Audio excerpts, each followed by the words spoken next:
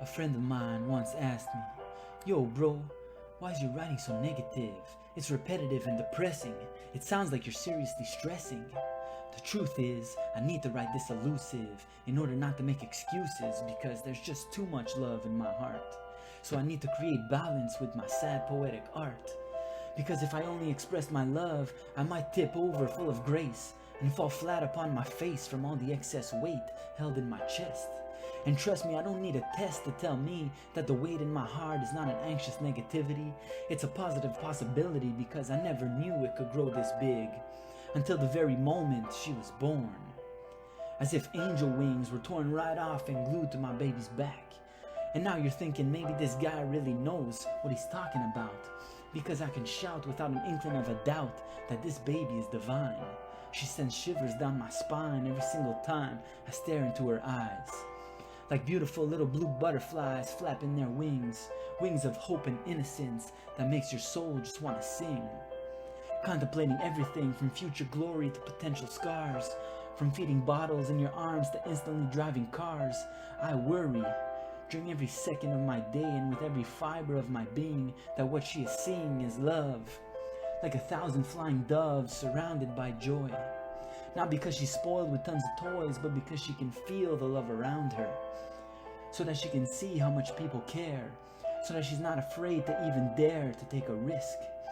Because I'll be waiting patiently with a kiss, a total eclipse of the heart. I know it sounds like a cliche to say that I'll be there waiting night and day with arms wide open and awake, but it's the truth. Obsessed, she is my muse. Wishing I could be there in her shoes and just whisper in her ear every moment how much I love her. Wishing I could see what she sees, stand on her shoulder and breathe every breath. Like a guardian spirit after death, being able to give advice. Instead, we're all just rolling dice, sending them out into this world. But can love only come from a place of anxiety, worrying about society and its ideas of acceptance? Just the fact that I wrote this sentence seems problematic. How can one get ecstatic when it seems like prejudice and criticism are now automatic? As if the solution was to hide them in the attics, thinking of keeping them in cages to try to protect them.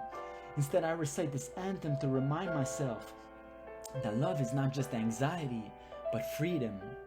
Freedom to see, freedom to try, freedom to let her leave my side and soar, to kick down every door closed in her face, to climb over every mountain with grace, because that's what you taught her, to overcome every obstacle, to rise when you fall, jump over hurdles and face your deepest fears, inspire all your peers and show compassion, and while you're at it, to be ready to race into action, to defend those who cannot defend themselves, speak up for those who can't express, like you've just aced every single test of life.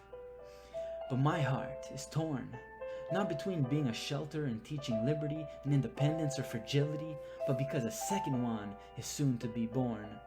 And how can I share this love if this one has already taken up the entirety of my heart? Because doubling in size is sure to rip apart and explode, but it won't. It's actually just turning a movie into an episode and allowing others to follow suit. There can be millions of leaves on your tree because you are a root.